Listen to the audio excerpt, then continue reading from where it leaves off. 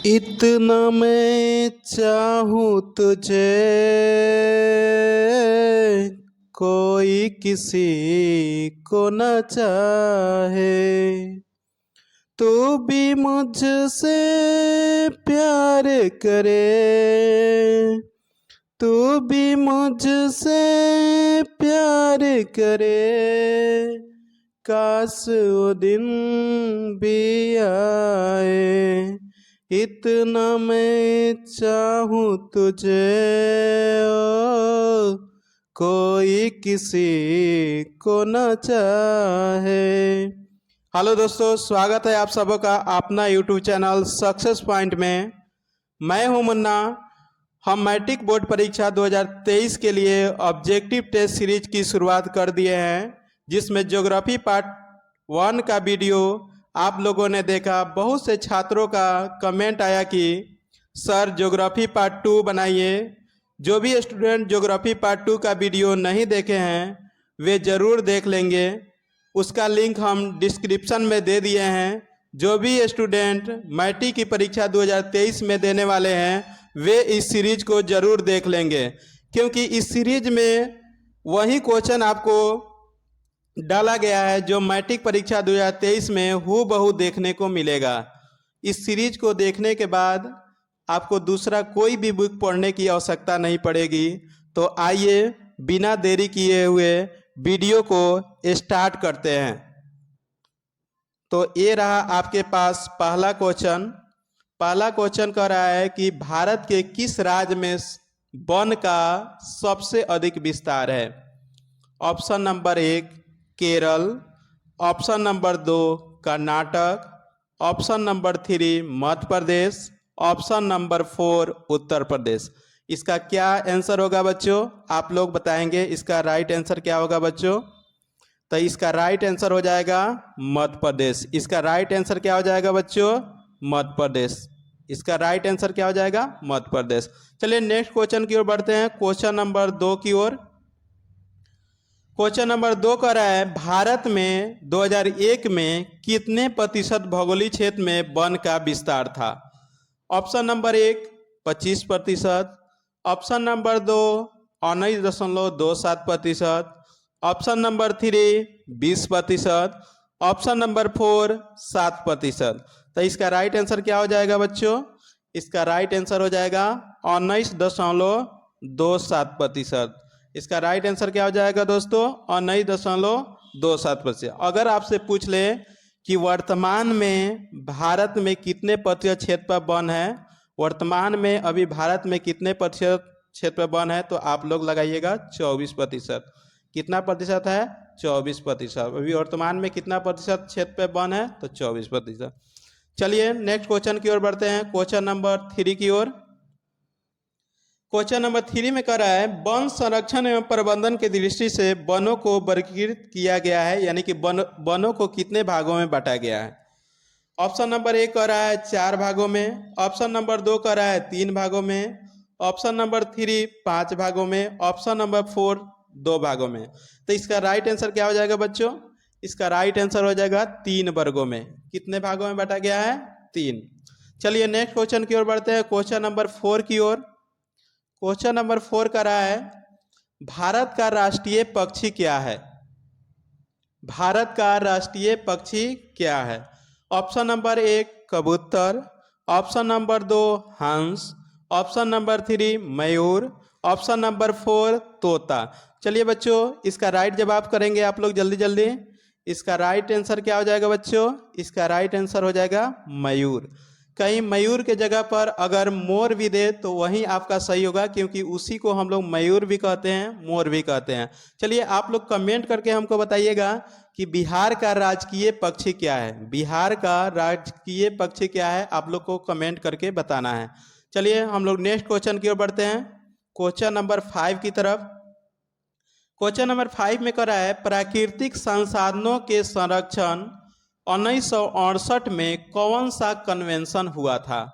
Option number 1 अफ्रीकी convention, option number 2 wetlands convention, option number 3 विश्व आपदा कन्वेंशन, ऑप्शन नंबर 4 इनमें से कोई नहीं। तो इसका राइट आंसर क्या हो जाएगा बच्चों? इसका राइट आंसर हो जाएगा अफ्रीकी कन्वेंशन। 1968 में कौन सा कन्वेंशन हुआ था? अफ्रीकी कन्वेंशन। ऐसे भी क्वेश्चन कभी कभी पूछ देता है कि अफ्रीकी कन्वेंशन कब होगा, तो आप लोग को बताना है अफ्रीकी कन्वेंशन कब हुआ? 1968 में। चलिए नेक्स्ट क्वेश्चन की ओर बढ़ते हैं, क्वेश्चन नंबर 6 की ओर। क्वेश्चन नंबर 6 कह रहा है बिहार में कितने प्रतिशत भौगोलिक क्षेत्र में वन का विस्तार है? Option number 1 15%, option number 2 20%, option number 3 19.27%, option number 4 7%। इसका राइट आंसर क्या हो जाएगा बच्चों?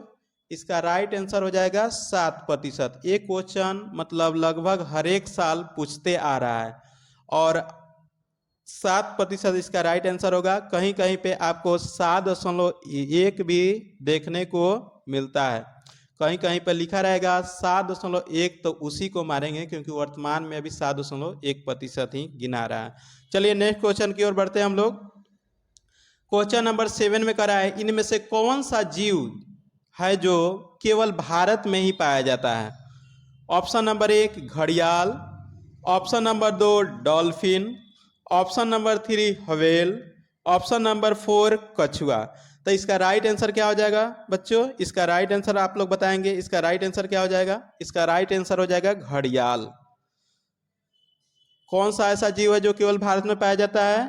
तो घड़ियाल। चलिए नेक्स्ट क्वेश्चन की ओर बढ़ते हैं, क्वेश्चन नंबर 8 की तरफ। 8 नंबर क्वेश्चन कह रहा है टेक्सोल का उपयोग होता है, टेक्सोल का उपयोग किस में होता है? ऑप्शन नंबर 1 मलेरिया में, ऑप्शन नंबर 2 एड्स में, ऑप्शन नंबर 3 कैंसर में, ऑप्शन नंबर 4 टीबी के लिए। तो इसका राइट आंसर क्या हो जाएगा दोस्तों? इसका राइट आंसर हो जाएगा टेक्सोल का उपयोग किस में होता है? तो कैंसर के लिए। टेक्सोल का उपयोग किस के लिए होता है? कैंसर के लिए। आप लोग को कमेंट करके बताना है कि क्यूनाइन का उपयोग किस में होता है। चलिए आप लोग को कमेंट करके क्या बताना है? क्यूनाइन का उपयोग किस में होता है। चलिए हम लोग नेक्स्ट क्वेश्चन की ओर बढ़ते हैं, क्वेश्चन नंबर 9 की तरफ। क्वेश्चन नंबर 9 कह रहा है चरक का संबंध किस देश से था? चरक का संबंध किस देश था? Option number 1 Myanmar, option number 2 Sri Lanka, option number 3 Bharat, option number 4 Nepal. चलिए आप लोग कमेंट करके बताइए इसका राइट आंसर क्या हो जाएगा? चरक का संबंध किससे था? तो भारत से। चरक का संबंध किससे था? भारत से। ये भी क्वेश्चन आपको बहुत बार पूछा हुआ है परीक्षा में। चलिए नेक्स्ट क्वेश्चन की ओर चलते हैं हम लोग, क्वेश्चन नंबर 10 की तरफ। 10 नंबर क्वेश्चन कर रहा है संविधान की धारा 21 का संबंध है। ऑप्शन नंबर 1 वन जीवों तथा प्राकृतिक संसाधनों के संरक्षण, ऑप्शन नंबर 2 मृदा संरक्षण, ऑप्शन नंबर 3 जल संसाधन संरक्षण, ऑप्शन नंबर 4 खनिज संपदा संरक्षण। आप लोग इसका आंसर करेंगे। संविधान की धारा 21 का संबंध किससे है? तो इसका राइट आंसर क्या हो जाएगा दोस्तों? इसका राइट आंसर हो जाएगा आपका वन जीवों तथा प्राकृतिक संसाधनों के संरक्षण के लिए। चलिए नेक्स्ट क्वेश्चन की ओर बढ़ते हैं, क्वेश्चन नंबर 11 की तरफ। क्वेश्चन नंबर 11 कह रहा है पूर्वोत्तर राज्यों के 188 आदिवासी जिलों में देश के कुल क्षेत्र का कितना प्रतिशत वन है? Option number 1 75%, option number 2 80.05%, option number 3 90.03%, option number 4 60.11%। इसका राइट आंसर क्या हो जाएगा दोस्तों? इसका राइट आंसर हो जाएगा 60.11%। चलिए नेक्स्ट क्वेश्चन की ओर बढ़ते हैं, क्वेश्चन नंबर 12 की तरफ। क्वेश्चन नंबर 12 कर रहा है भारतीय वन जीव बोर्ड का गठन कब हुआ था?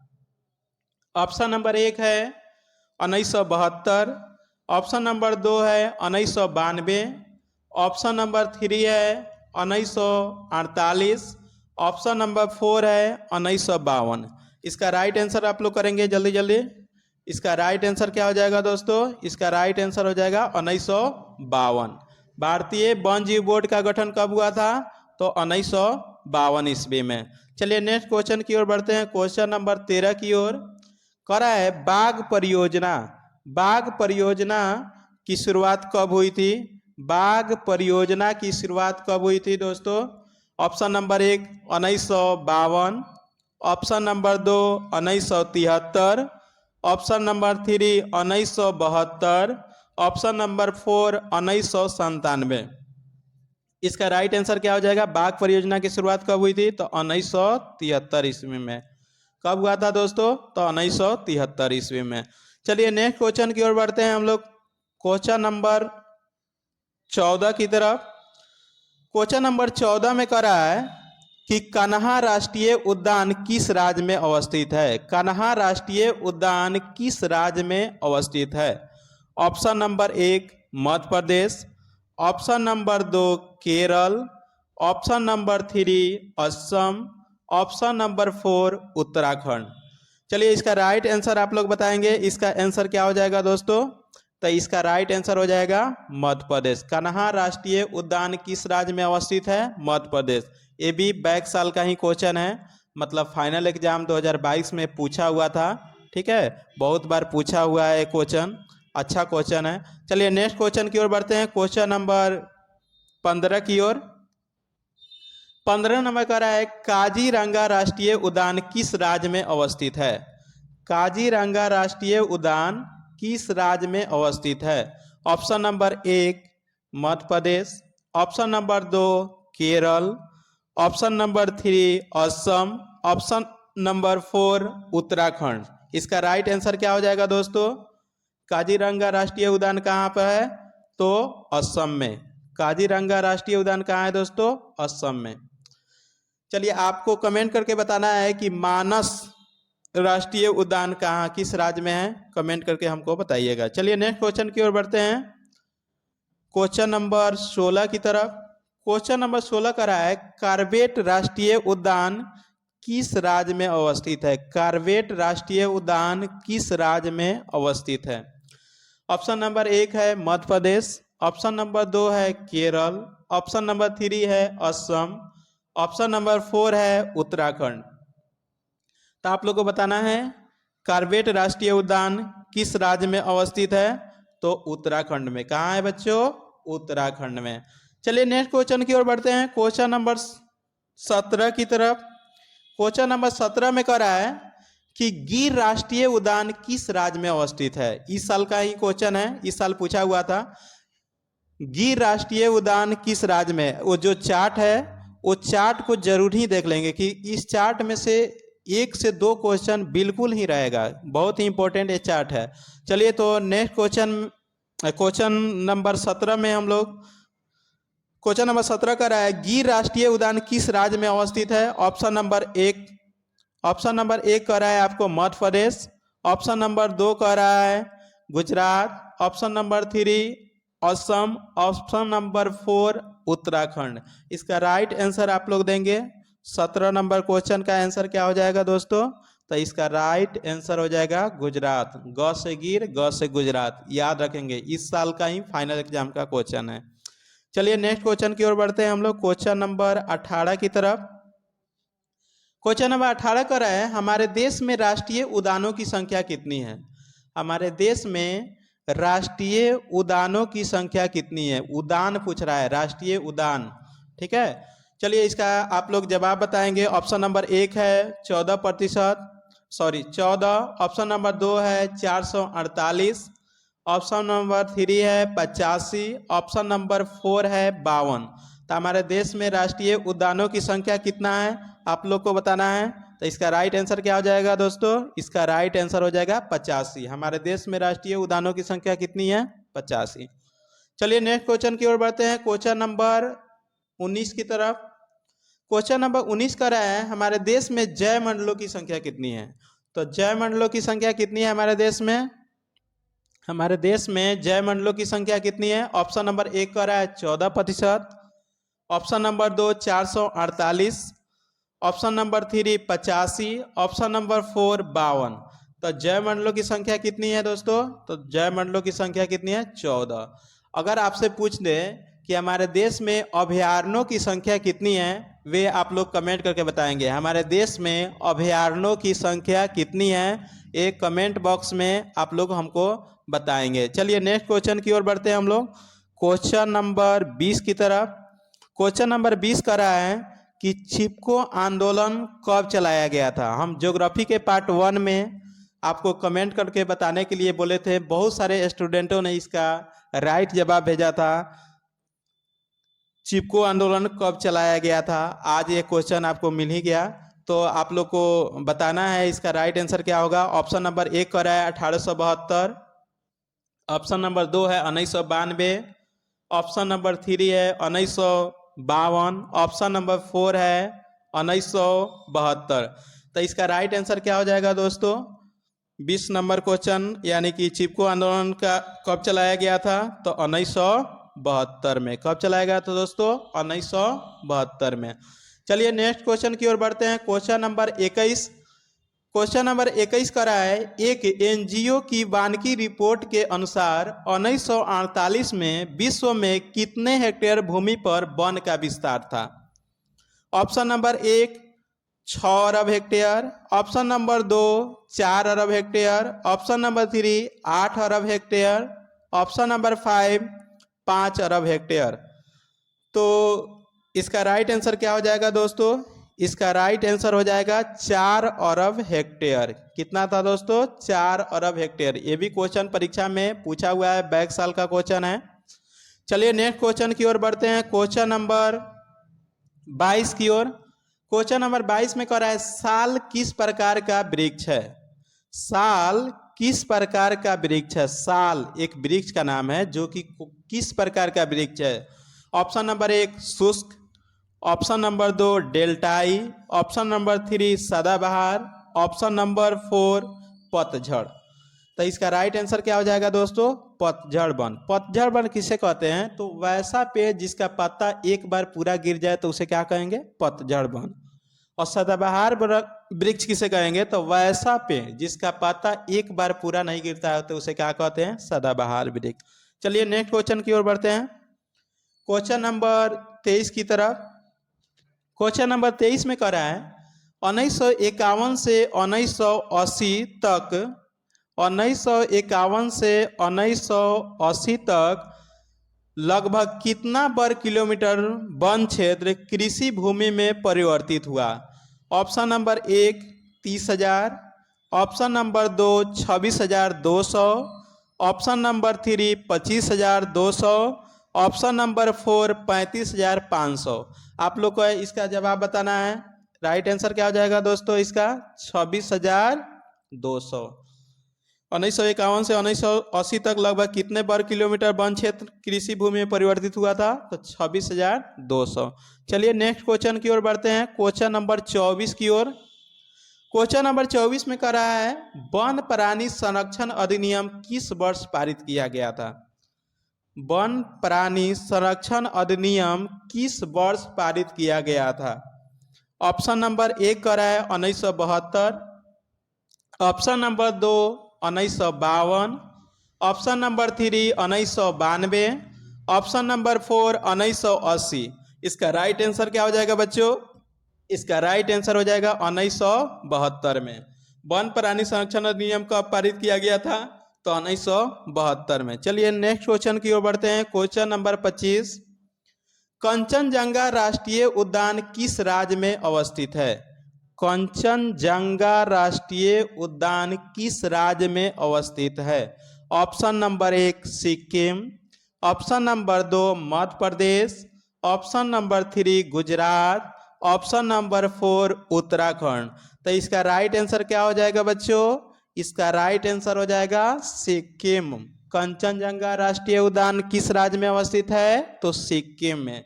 चलिए नेक्स्ट क्वेश्चन की ओर बढ़ते हैं बच्चों, क्वेश्चन नंबर 26 की तरफ। क्वेश्चन नंबर 26 में कह रहा है, नंदा देवी राष्ट्रीय उद्यान किस राज्य में अवस्थित है। नंदा देवी राष्ट्रीय उद्यान किस राज्य में अवस्थित है। ऑप्शन नंबर 1 कह रहा है Sikkim, option number 2 Madhya Pradesh, option number 3 Gujarat, option number 4 Uttarakhand. तो इसका राइट आंसर क्या हो जाएगा दोस्तों, आप लोग को बताना है। क्वेश्चन नंबर 26 का राइट आंसर क्या हो जाएगा, उत्तराखंड। क्या हो जाएगा दोस्तों, उत्तराखंड। चलिए क्वेश्चन नंबर 27 की ओर बढ़ते हैं। क्वेश्चन नंबर 27 कर रहा है, घाना पक्षी विहार किस राज्य में अवस्थित है। Option number 1 Rajasthan, option number 2 Madhya Pradesh, option number 3 Gujarat, option number 4 Uttarakhand. इसका राइट आंसर क्या हो जाएगा बच्चों, आप लोग को बताइए जल्दी जल्दी कमेंट करके, राइट आंसर क्या हो जाएगा। तो इसका राइट आंसर हो जाएगा राजस्थान। घाना पक्षी विहार किस राज्य में अवस्थित है, तो राजस्थान में। चलिए नेक्स्ट क्वेश्चन की ओर बढ़ते हैं। क्वेश्चन नंबर 28, क्यूनाइन का उपयोग किसमें किया जाता है।